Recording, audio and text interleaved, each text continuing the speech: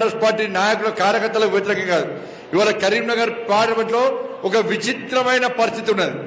Karimnagar parliament లో ఇతర parliament లో ఒక రకంగా ఉంటే కరీంనగర్ పార్లమెంట్ లో కాంగ్రెస్ పార్టీ కార్యకర్తలు గాని బీఆర్ఎస్ పార్టీ కార్యకర్తలు గాని ఎస్ మాకు నరేంద్ర మోడీ గారే ప్రధానమంత్రి కావాలి, కరీంనగర్ లో బండి సంజయ్ ఎంపీ కావాలని చెప్పి అన్ని పార్టీల కార్యకర్తలు వాళ్ళ జెండాలో పక్క పెట్టి ఇవాళ మాది ఒకటే ఎజెండా, కరీంనగర్ లో బీజేపీ గెలవాలి, దేశంలో నరేంద్ర మోడీ గారు రావాలి, మాకు దేశం ముఖ్యం, ఈ దేశం అభివృద్ధి జరగాలంటే, ఈ దేశం రక్షింపబడాలంటే, ఈ దేశంలో పేద ప్రజల బతుకులు బాగుపడాలంటే ఏకైక నాయకుడు నరేంద్ర మోడీ అన్న విషయాన్ని ప్రజలు గుర్తిస్తున్నారు. కాబట్టి ఇలా నరేంద్ర మోడీ గారు ప్రధానమంత్రి కావాలని ప్రజలు కోరుకుంటా ఉన్నారు.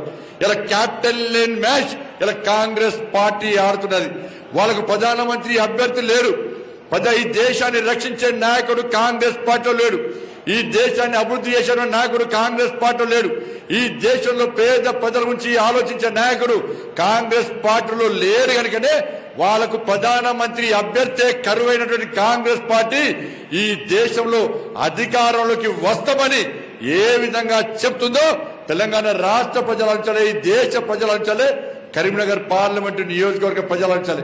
కాబట్టి ప్రధానమంత్రి అభ్యర్థి లేని కాంగ్రెస్ పార్టీకి ఓటేస్తే, ప్రధానమంత్రి అభ్యర్థి లేని బీఆర్ఎస్ పార్టీకి ఓటేస్తే అది మూసీ నదిలో వేసినట్టే. కాబట్టి దయచేసి మీరందరూ కూడా ఇవాళ 13వ తారీఖే ఎన్నికలు కాబట్టి మీరందరూ పోలింగ్ బూత్ల వారీగా, శక్తి కేంద్రాల వారీగా, గ్రామాల వారీగా, మండలాల వారీగా మీరు తప్పకుండా ఇంటింటికి ప్రజలను కలిసి పువ్వు గుర్తు మీద ఓటు వేసే విధంగా మనం విజ్ఞప్తి చేయాల్సిన అవసరం ఉంది.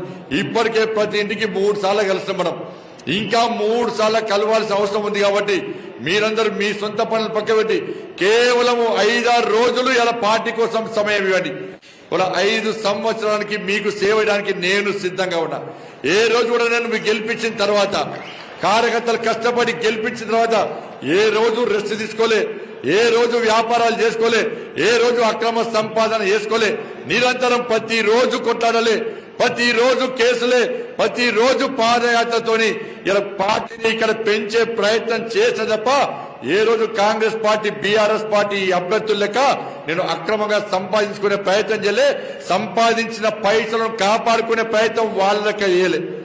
కాబట్టి వాళ్ళందరూ కూడా అక్రమంగా సంపాదించిన పైసలను కాపాడుకోవడానికి, అక్రమంగా వ్యాపారాలు చేయడానికి ప్రయత్నం చేస్తున్నారు. కాబట్టి అన్ని విషయాలు మీకు తెలుసు. కాబట్టి మీరు 13వ తారీఖు జరిగే ఎన్నికల్లో పువ్వు గుర్తు మీద ఓటేసి మీరు నాకు ఓటేస్తే నేను నరేంద్ర మోడీ గారికి ఓటేస్తా. కాబట్టి నరేంద్ర మోడీ గారు ప్రధానమంత్రి కావాలంటే కరీంనగర్ లో మనం భారీ మెజార్టీతో గెలిపించాల్సిన బాధ్యత మీ అందరిపైన ఉంది. కాబట్టి ఏ సర్వే చూసినా కూడా వార్ వన్ సైడే అన్న విధంగా ఏ సర్వే చూసినా కూడా కరీంనగర్ లో భారతీయ జనతా పార్టీ భారీ మెజార్టీతో గెలవబోతున్న విషయం ఇలా అన్ని సర్వేలను చూస్తే స్పష్టమవుతుంది. కాబట్టి మీరందరూ కష్టపడి పనిచేయాల్సిందిగా విజ్ఞప్తి చేస్తూ, దాంతో పాటు ఎల్లుండి 8వ తారీఖు ఉదయం ఇలా 8 గంటలకే మన ప్రియతమ నేత నరేంద్ర మోడీ గారు వేములవాడకు వస్తున్నారు. కాబట్టి ఉదయం 8 గంటలకే వస్తున్నారు. కాబట్టి యువకులందరూ కూడా, యువమోర్చా కార్యకర్తలందరూ కూడా ఆ బహిరంగ సభలో పాల్గొని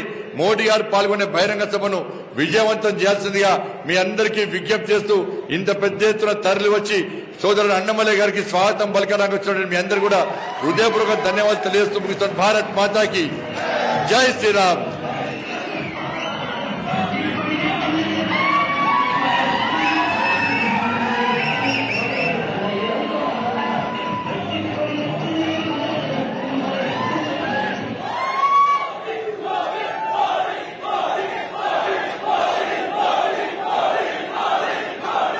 కరీంనగర్ పార్లమెంట్ సభ్యులు సంజయ్ అన్న గారికి మద్దతుగా